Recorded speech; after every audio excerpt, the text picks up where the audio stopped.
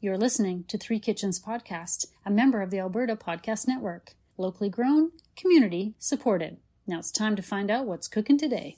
In Alberta, you get to choose who to buy your internet, electricity, and natural gas from. Park Power has low overhead, which in turn allows them to offer low competitive rates. Reach out for a no-obligation comparison by emailing estimates@parkpower.ca. If you decide to switch, it's easy. It's really just a change to your billing, and you can feel good knowing you are helping to give back to our communities with your utility bills. Learn more at parkpower.ca.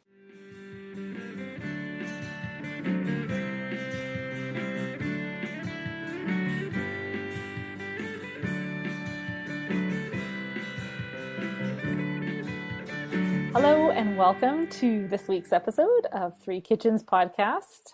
Today I am your host Erin, and I am joined by my co-host Heather Dyer and a special friend and guest who is also Erin. Our friend Erin Patching is joining us today. Hello. Now I'm like, okay, who should I, like, is it going to get confusing if I'm calling you by your first names? We're just going to count on the listener to We could go by last names maybe. Or because Erin Walker is normally Erin, I could just go by Patching for today's episode if that was going to be easier. Or as I like to joke with your husband, your other Erin, and he goes, no, your other Erin. That's right. Yeah, no, I don't like other Erin. No. Well, thank you for coming along and guest hosting with us. This is fun. Yeah, I'm excited to join. If at any point you want to say, edit that out, you are able to make the request. It may or may not happen. That's true. If I think it has... She surprises us, because sometimes I do that and it still stays in. Interesting. I wanted to tell you guys about something that I read as I was cruising around on foodandwine.com. Ooh. As you do. So have you seen those ads for, like, you can get a scented candle with your brand? So you can just say what scent you want. And then it would be labeled with like your logo or whatever. You ever seen these? Nope. No? Okay. Is it just like a marketing thing? Like you get it's like, you know, what do you call it? Like, it's stuff you give away. It's like, or you could sell it. Maybe it's merchandise. I don't know. There you go. Like instead of like pens and t-shirts, you could get scented candles made. Is that the gist of exactly. it? Okay. But apparently there's some like big name brands that have candles, like IKEA has a meatball scented candle. Oh. No. I don't know. Mm-mm. McDonald's there's a set of 6 candles, and when you burn them all at the same time, it smells like a quarter pounder. Oh no. Oh. Okay, but I want to know, like, what do the individuals smell like? Hot lettuce, melted fake cheese. Just horrible. My brother used to work at McDonald's when we were teenagers, and he came home smelling like McDonald's, and he smelled so bad. And then like his laundry would smell, and that's what I imagine those candles would smell like. It was not. It was. I remember the smell so distinctly. It was terrible. Yeah, no. Yeah, I bet it is. Okay, and there's a couple other ones I wanted to tell you about. So, Miller Lite, the beer Miller Lite, has a candle that smells like a dive bar. Please tell me the candle says it's Miller time on it. Oh, I don't know. Who wants to smell a dive bar? Can't you just smell it from like the old days of going to like down on 11th Avenue and like the people can't afford sticky the in-person experience, and so when they're sitting drinking all by themselves, they've got to have that. They've got to have that smell accompanying their evening. Ugh. So gross. Okay, and then one last one. Okay, and the Super 8 motels have a series of candles that smell like road trip. So there's like apparently one that's supposed to smell like having your windows open, like your windows down on the open road. I don't know what that would even smell like. There's one that smells like gasoline. There's crisp, clean linen, I guess, at the hotel. There's a hot shower. I have no idea what that would smell like either. That would smell like the terrible soap That's what that shower would smell like. It would smell like the awful bars of soap that you're like, oh, damn, I have to use this bar of soap. And then you can't sleep at night because you smell that awful soap on your hands. Yeah, it's And so you're bad. itching because it dried you out. It dried you out. The road trip snacks, beef jerky, a cherry slushy, breakfast, and coffee. Can you imagine a beef jerky candle? Ugh. Beef jerky does not smell good. Like it might taste No. good, but the smell of it is like if you open that in a room and someone doesn't know what that And, like, that there's beef Put your jerky nose in open, it. that's a terrible smell. That's also a terrible thing to eat on a road trip because it disturbs everybody else's smell zone. Yeah. You have to have more neutral smelling things on a road Everybody trip. has to eat it. Everybody has to eat it. Huh. Ugh. I thought that was funny. Apparently, the Miller Lite, they also had an ice cream based on the dive bar as well, which was like, I read about it. It was like beer, obviously. Beer, caramel, to sort of remind you of that sticky floor that you talked about, patching. A hint of tobacco smoke in there, and peanut. Ugh. I was like, who wants to eat that? Gross. No.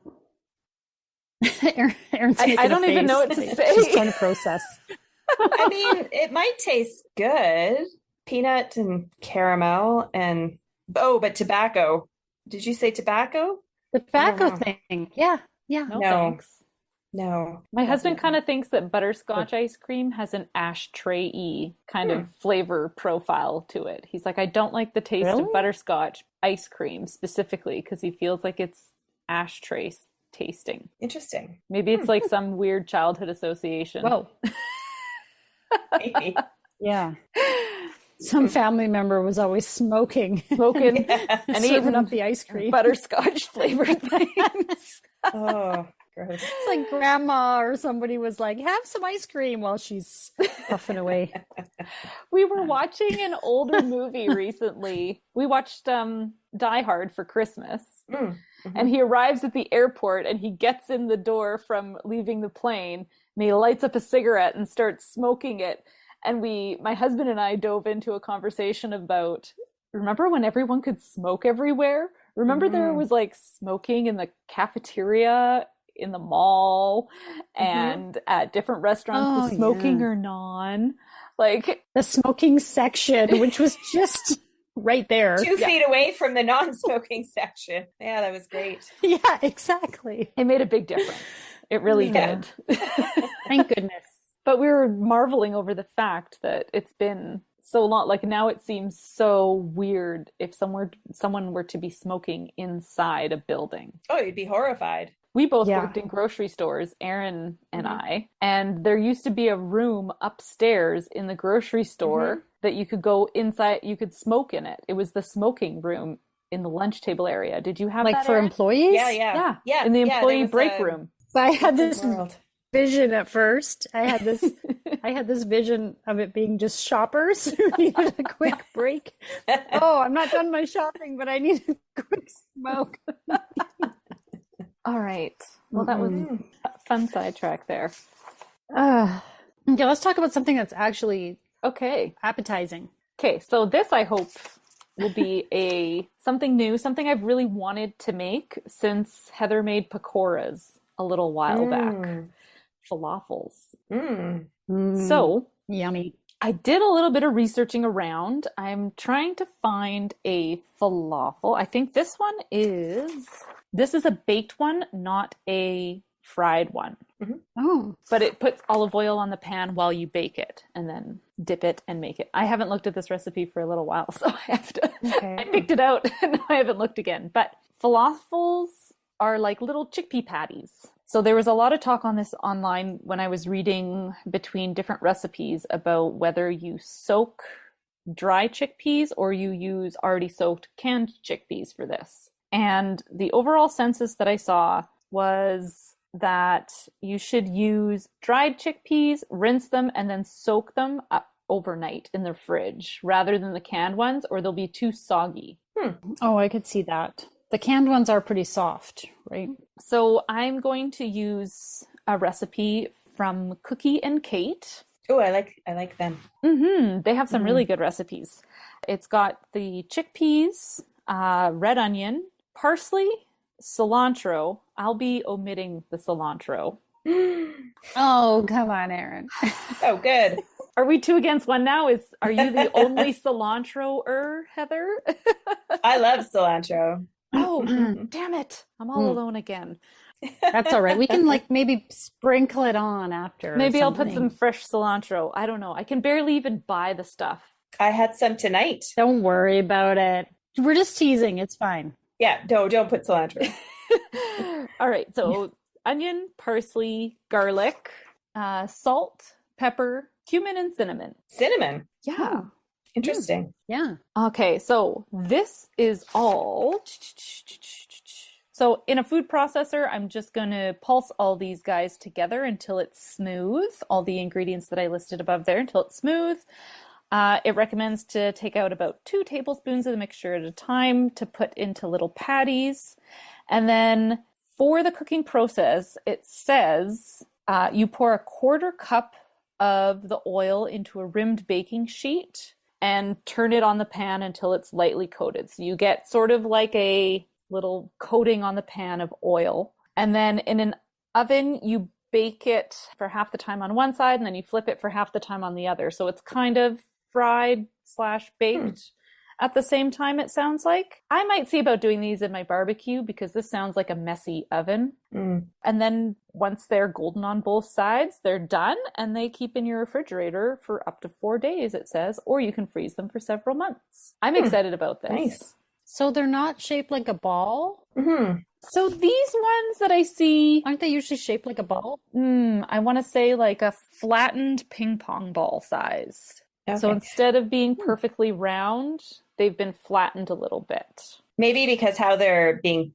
baked, it's just easier to get full coverage if it's a little flat. Because if it was a round ball, you wouldn't be able to get kind of the crispness on all sides, right? It's like trying to make a meatball, Yeah. but that's too big. Having to roll them all over. Yeah. Yeah. It'd be harder. So I'm going to try making these falafels.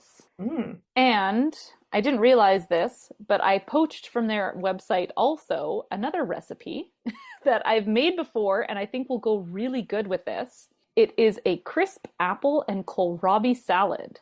And so our listeners don't know, but Erin Patching grows the most fantastic kohlrabis in her garden in the summer. And next year I have to do them. You do. I'd never really eaten or had a kohlrabi before you showed up and gave me this massive small pumpkin kind of cantaloupe sized kohlrabi. And I was like, what do I do with this? Yeah. I brought them to work in the fall after I picked a whole bunch, and to my coworkers, I just put them on everybody's desks. And everyone's like, oh, thanks. What is it? What is it? And they were all the purple ones too. And anyways, which doesn't, when you peel it, it's all the same. So the color doesn't matter. Right. Yeah. But they're very easy to grow. And we've grown them now for the past few years. And often cruciferous, like there's like these little moths that like to eat them. And they totally eat the leaves, but the leaves are not you could eat the leaves, but they have holes in them from the moths eating them. But nothing affects the bulb, and it grows so easily, and it's so much fun. And then we still have some in like my cold room from the summer, so they store for a very long time. And so you said they're cruciferous. Does that mean that they're part of the broccoli family? Oh, totally. Yeah. Okay. And cabbage and broccoli, cabbage, Brussels sprouts. Yeah. Cool. So It reminds me a little bit of like a crispy, like the stem of a broccoli almost. It's similar, I would say, kind of similar to that. When I grew up, we used to just slice it, put salt on it, and just eat them just like that raw. It's just so crunchy and yummy. Yeah, so this salad that I'm going to make uses the kohlrabi, and you cut it into like julienne, like little matchsticks, and you do the same thing with an apple. And so they recommend a Honeycrisp apple, but I would say any like tart apple would be good. And then it recommends that you put tarragon, sunflower seeds, feta cheese, and then salt and lemon juice. So you know that I'm going to default and put the salted lemon juice into this. A little bit of olive oil and some black pepper. So I've modified this a little bit from what is on the Cookie and Kate website, but I didn't realize that both these recipes came from there until I looked at them both and I was like, oh, I took both of their recipes today. I think this is going to be a really tasty, light, fresh meal. And I think it will introduce everybody to kohlrabis, and then they can get their seeds. And then they can grow them this summer, because I know I just got my seed catalog for the winter in the mail. Oh, I'm ready? already starting to plan garden-y stuff. So I haven't got a seed catalog yet. Oh, you didn't get your exciting. Bessie's seed catalog? Oh, maybe I don't get Bessie's. I might only get West Coast. So Well, the West Coast has got a lot of varieties of kohlrabi. Oh, cool. But there's one that's a green one, and it says it's like the biggest one. It's called like Super Schmelz or something. It's all like German. I think kohlrabi's even German. And it's supposed to be like this size of your head. But the purple ones grow faster. So they don't grow as big, but they grow way faster. So they outgrew the green ones this year. So if you're picking out your seeds, I vote the purple. I don't remember what the purple ones are, but the other one, I just like the name of the Super Schmelz or something like that. Bigger is not always better. Sometimes you want the fast growing one. Yeah, exactly. Sorry. Heather's looking for a grower, not a shower. That's right. That's right. We're recording in the evening and I'm drinking wine, and it's just like a little different than the normal. She's a little less filtered. And so I just put a little less filter on our episodes, and then I hear about it in some of the feedback that I get sometimes. See, Erin, this is what we mean when I say I think she's going to edit, but then she doesn't, and she leaves it in. But you were the one who said the grower controller, not me.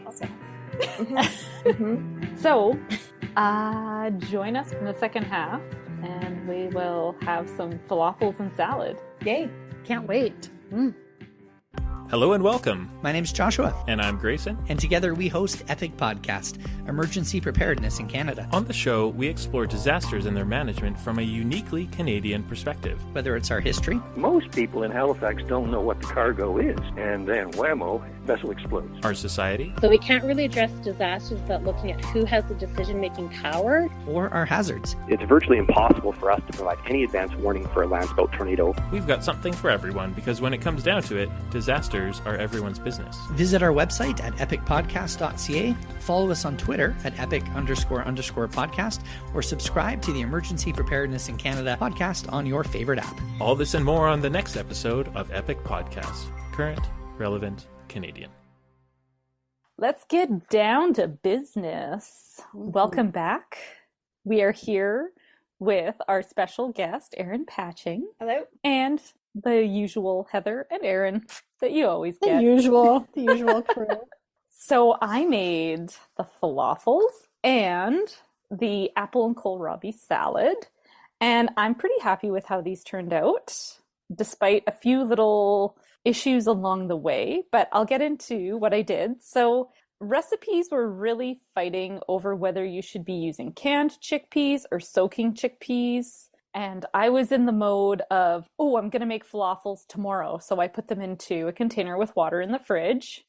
And then tomorrow came and it went. And I was like, damn, do I have to throw out these chickpeas? Because they were kind of expensive. No. I'm going to do this tomorrow. They'll be fine.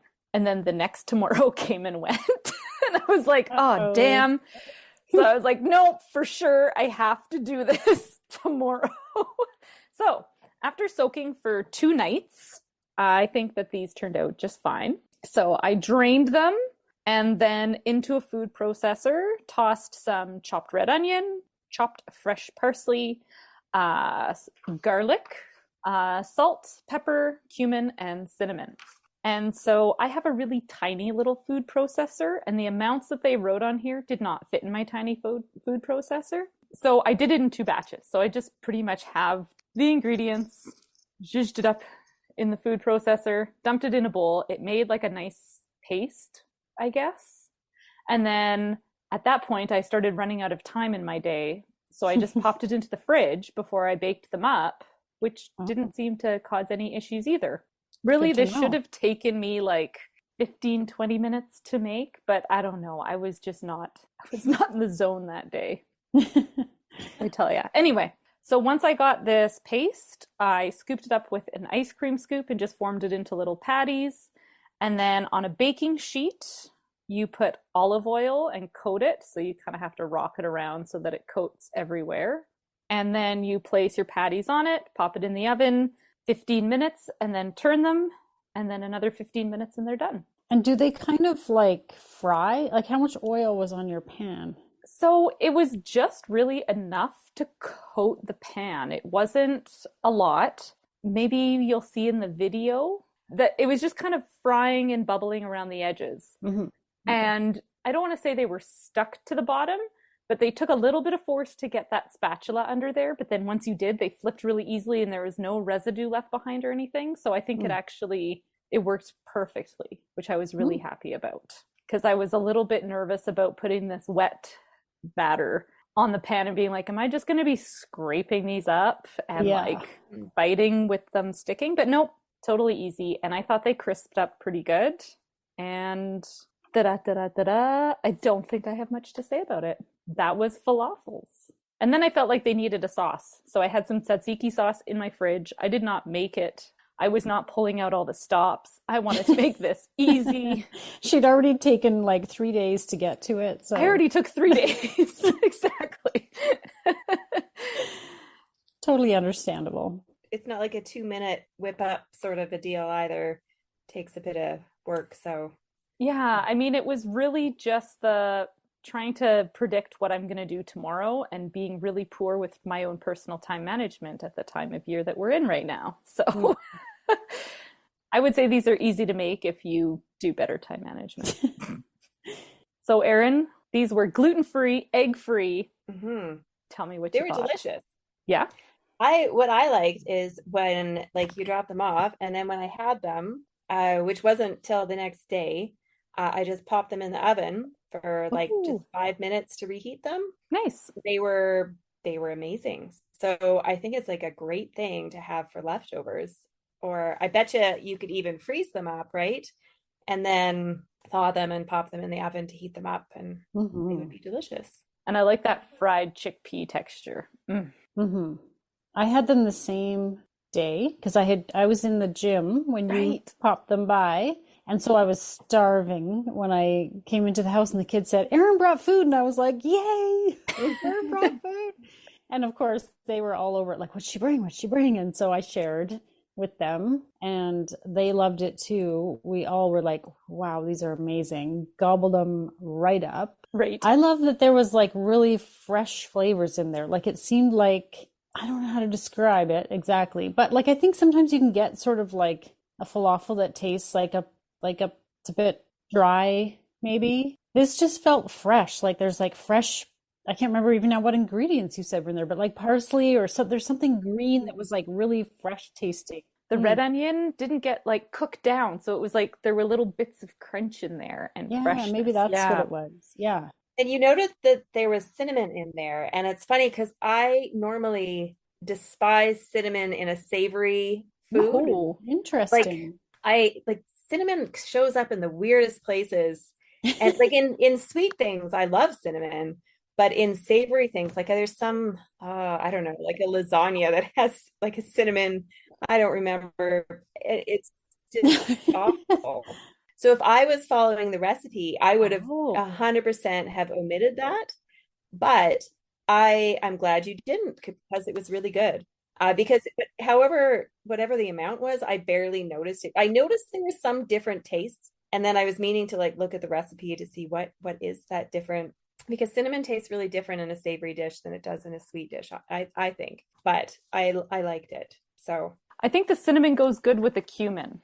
I think that's what makes it pass is that it goes well with the cumin because they both have very like similar, earthy sort of. Yeah, that could be what it is. Yeah, I liked it too. I thought they were perfect. Whatever the recipe is, everybody just make it according to the recipe because they're so tasty. And the kids even were like, what is this? This is so good. I love this. Yeah, I shared with my son too. Yeah, absolutely have tzatziki because that was like just perfect together. Yeah, I think this would be really good because sometimes I know I've worked where they use falafel as a substitute if you know, in a wrap where you would put chicken or beef. And so I think if you were to put this in like a lettuce wrap with like some shredded carrot, if you like cilantro, since y'all like yummy stuff. Yes, please. Delicious.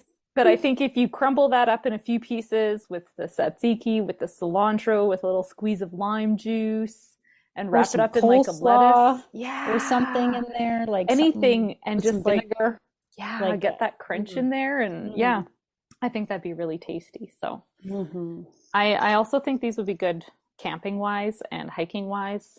This is like and lunch wise. I can't see not continuing to make these because my son really liked them.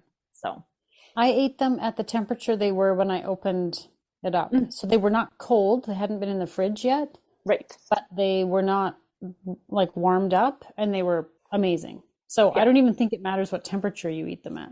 Yeah. The one son liked them and he had falafel in his fun lunch at school the other day and he did not like those falafels at all. So yeah. It definitely was right up there among some of the best falafels that I can think of having eaten. I think just deep frying them at home would obviously make them the best. But I mean, I'm not a big fan of working with a big pot of oil and deep frying things. And so I think this is a good way. And I'm surprised how crispy they turned out. Like they still had a pretty good crisp on the outside. So. Well, and they had the crisp when reheated as well. So when I reheated them in the oven, they kind of had that sizzle because there was enough oil left on the outside that they sizzled and they crisped right up again. So it was really nice. Yum. Yay, Erin. Yay, falafels. Yeah. I've been wanting to do those for so long. All right, so on the side, along with this, I made a crispy apple and kohlrabi salad.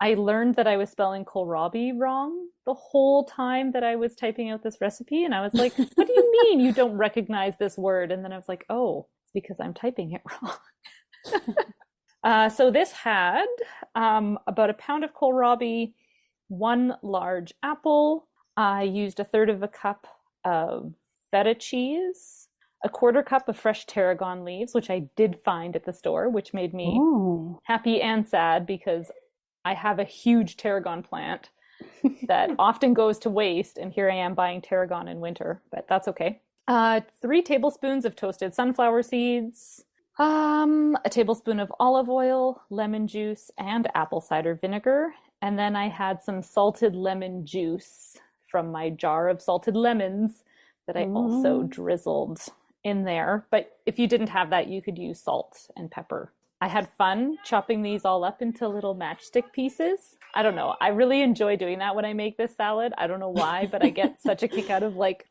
dicing everything. You're very into good at things. it. Like it was very uniform. It's easy to do that with an apple and to do that with this kohlrabi. So I had a lot of fun getting that all ready. And honestly, dump it all in a bowl, mix it together, and wham bam, thank you, ma'am. You've got yourself a salad. So you've got a fantastic salad, in my opinion. That was delicious. The kids loved that too. I had to share it because they loved it. So we shared the falafel and the salad, and that was our little dinner, and they loved it. Yeah, I thought this was delicious. And Erin Patching also made a really delicious kohlrabi salad at a barbecue we attended in the summer at another friend's house. And that one had beets in it, but it was very similar. I'm curious what the differences might be between the two, because I really like both of them. The one that I made had beets and apple and kohlrabi, so similar in that respect. And then it had like I juiced an orange, so it had an orange. And then other than that, the dressing was quite similar. So Yeah. And then I think I put pumpkin seeds on instead of sunflower seeds. But yeah, very, very similar, but with a slightly orangey taste instead of the And the beets were purple, so the whole salad was purple, but that was very okay. purple. Oh, If you that's love beets, fun. as we do, Yeah. this crowd loves beets, so we know those are good. Yeah. But yeah, the salad was, I really enjoyed your salad, Erin. And also I didn't eat it till the next day because that drop off I'd already been making dinner. You were in the middle of dinner. That's usually that's the But the really awesome thing about that salad is it's still crisp the next day. yeah. So, and I'm sure it'd be even the next day if you could go without eating it that long. Good luck.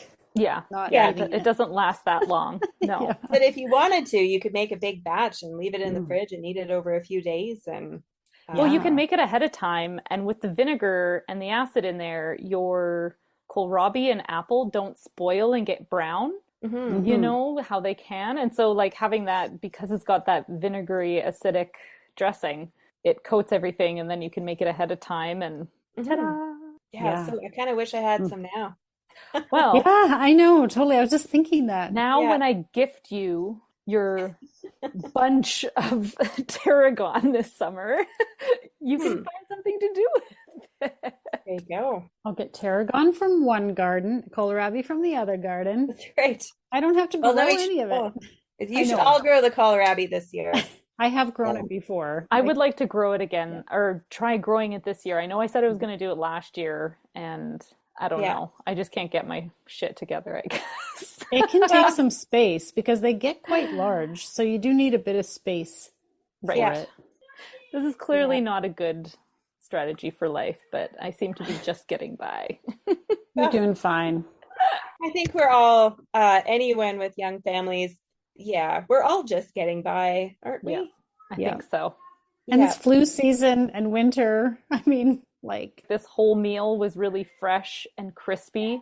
And I feel like we've done a lot of heavy eating lately with, gravies and pies and cookies. Thanksgiving. Oh, there's been so much comfort food and pastas. And all of that is great.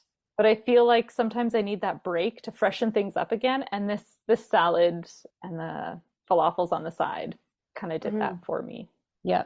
And I think if you were to, I don't think grating would work, but if you were to slice your apple and kohlrabi even thinner, like thin, super thin, so that it's a bit less matchstick and more like a slice, then put the whole salad into like a wrap with your falafel and just eat it all together. I just think it all tasted so good together that you could totally just wrap it up and there's your lunch. Yes. Boom. That would be amazing. Oh, I totally want it now. I know. Look what we've done to ourselves. You know what I'm going to do? I'm going to go throw some chickpeas in some water in the fridge, because I know they're going to be okay if I don't do it tomorrow or the next day or the next. There you go. So that gives me 3 days to get this together, and then I can make more falafels. How much chickpea? How many chickpeas did you have? It was 1 cup of the dried. Oh, so that's not very much, really. No, it's not a ton, and it expands quite a bit, and it was perfectly 12 if I used my ice cream scoop for it. It worked out exactly as that. And it says like you can double the recipe, you can half it, you can, as long as you keep your ratios the same, go for it. And you guys can put cilantro in. I didn't. Oh, I totally would. I was like, this needs cilantro because I love it. Or just on top even. Like if you're going to wrap it up or whatever, throw some cilantro on there. And how much canned chickpeas would you need if you does your recipe tell you that, or you? It doesn't even give me that option. Oh, okay. I was just curious what the difference would be. Absolutely no on the canned chickpeas apparently. That's okay. Soaking them's easy enough. Yeah, probably cheaper than the canned. Usually the dry ends up cheaper. Usually it is. Yum. Yeah. Thank you for making this, Erin, because thank you. I've been wanting to make this for quite a while, and I love that this worked out really good to make for you, Erin, with having gluten-free. And then when I was making it and I realized it was also egg-free, I was like, this is fantastic. Yeah. Yeah, definitely. Well, thank you. Hmm.